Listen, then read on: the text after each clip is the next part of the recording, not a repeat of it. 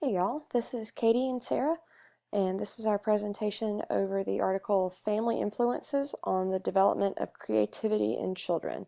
This was an integrative review, so just a lot of different articles to take and support it, and we found this article to be really interesting.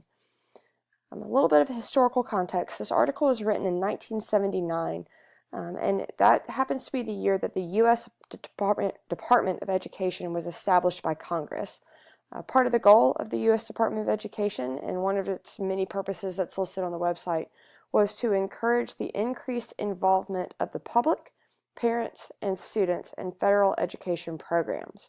And so what a better way to tie it all in, just 1979, you've got this U.S. Department of Education to put the emphasis on it, and this article looking at that family dynamic and how it pertains to, particularly to gifted education and creativity. So the first aspect of family background that we're going to look at is social class. And just the bottom line here, there's a positive relationship between social class and creativity, especially for boys. The articles that supported this showed that middle and upper class tended to have a higher creativity score. The parent socioeconomic status tended to have more of an effect on the boys' creativity. And there was the most significant impact on the creativity of middle and upper class in terms of language skills.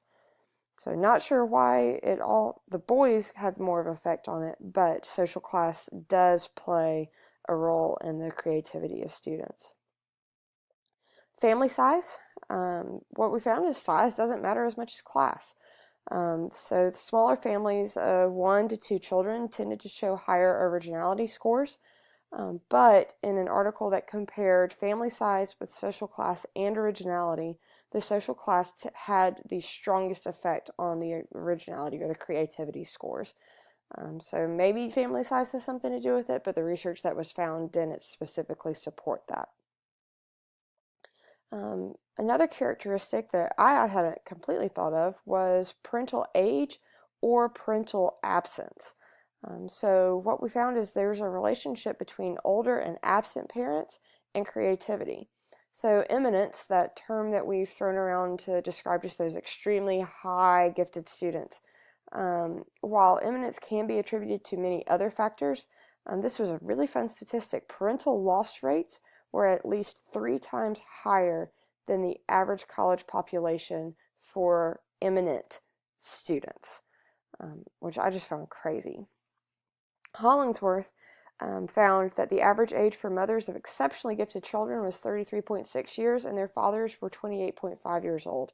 And so the older the parents were, or if there was a parent that was lost during that child's life, those children tended to demonstrate more creativity. Birth order. So birth order seems to have more to do with achievement than creativity. There were several articles that were cited here, and the articles that supported a positive relationship between the firstborn child and that child being creative were studies that focused on preschool children, 4th graders, and then college students. But in all of those studies, the measure of creativity varied from study to study. So, what's the true difference between creativity and achievement? Hold that thought, because we'll have that as a discussion question here in a little bit. And siblings. Gender and age gaps seem to make a difference when it comes to the relationship between siblings and levels of creativity. Nelly found that creative sibling combos tend to be boys that are close in age or girls that are close in age, not a boy-girl sibling pair that's right there next to each other, not siblings that are far apart. But if you've got boys that are close or girls that are close, those tend to be more creative sibling combos. Hi, this is Sarah Caroleo, and I will be facilitating the rest of this discussion. I will begin by talking about how gender of the child impacts creative development. The bottom line is that socialization of the genders, especially the extent to which parents or cultures submit to traditional expectations, largely explains existing gender differences in creativity. The researchers found that few sex differences exist below the 4th grade level, which makes sense because when you're younger, you're not quite as aware or cognizant of societal expectations. After fourth grade, though, girls excel more in verbal and figural elaboration creativity tests, while boys excel more in figural originality. Speller and Schumacher did a study and found that 12th grade girls scored extremely low on originality tasks, and they attributed this to societal norms. Strauss and Strauss created the conformity inhibition theory, and they believe that creativity is inhibited according to the social expectations placed upon children. And several researchers found that there are few gender differences in creativity among college students. I think this last point is especially interesting in context of the 70s, because at this time it wasn't as common for females to attend college. So it makes sense to think that perhaps more creative families were sending their female daughters to college. And perhaps if they're being raised by more creative or free families, then they will test or display more creative characteristics. Next, we'll talk about parental attitudes and behavior. I wanted to focus first on moms because there are more studies completed on maternal impact than there are for paternal impact. The bottom line is that dominant mothers concerned with security, specific values, and school performance actually raise less creative children. Moms of creative children do the following. They worry less about social status and appearances. They are older in age and better educated than their husbands. They're less rejecting of outside influences in raising their children. They accept their children's regression and self-expression. They're not restrictive of play in the home environment. They exhibit low authoritarianism control, and they don't overly direct their children in tasks. Dads have some similar findings and some different. The bottom line for dads is that authoritarianism, control, restrictiveness, and domination negatively impact a child's creative development. Dads of creative children do the following: have high job autonomy. I thought this was another interesting contextual point because at the time of this study, there were more working dads and stay-at-home moms. So it would be interesting to see if this would be true for mothers now. Dads are not too protective of their daughters and raise them to be independent.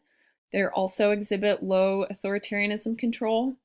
They actually can direct their daughters in creative tasks and model that thinking and have less influence in the child's experiences growing up. The authors presented some summaries on parenting that I wanted to share with you all.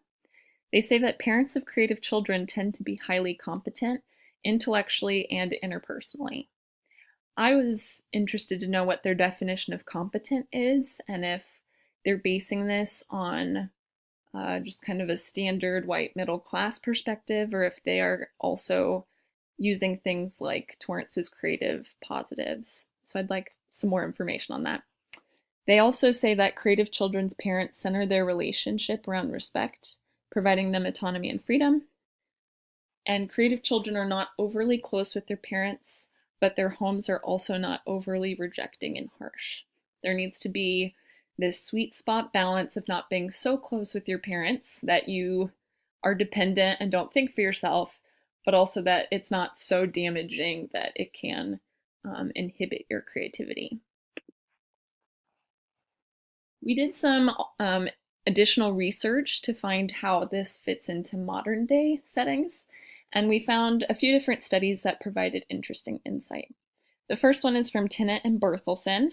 In their study on child characteristics that are valued by a mother, they found that more mothers today generally value inquiring, curious personalities over reliable and compliant ones, especially compared to results from former studies.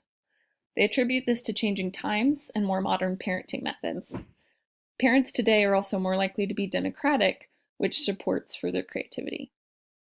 Cott and Wood did a different study on innovative behavior, and they found that innovative behavior within a child is impacted by both siblings and parents' levels of innovation. How the child perceives his or her parents and siblings correlates with his or her level of innovation. Parents hold a stronger influence on this development than siblings and birth order, which I think can be supported by the evidence we shared today. According to Robinson, Freeberg, and Workman, having greater access to media like music, art, and literature develops creativity. Children with more access to technology are actually less creative.